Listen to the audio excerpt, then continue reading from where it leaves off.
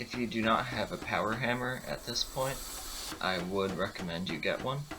I used to do this with a hydraulic press and it took forever.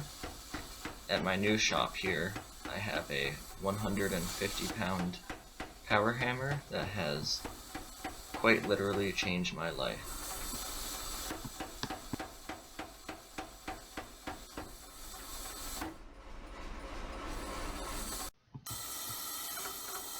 Here you can observe me attempting to cut a billet in half. I am very new to using a power hammer, so please bear with. Once you cut about 3/4 of the way through, as you can see here,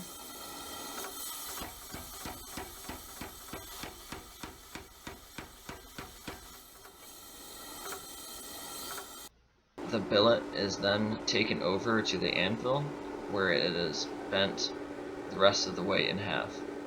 It is necessary to clean the scale between the welding surfaces before it is fully bent.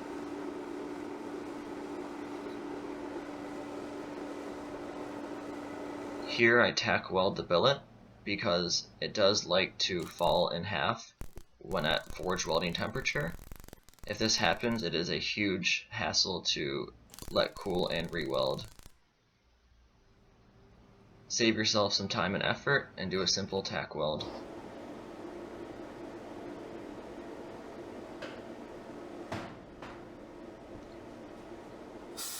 You heard me before the forge weld. Bang the metal against the forge. This is to get rid of excess borax flux.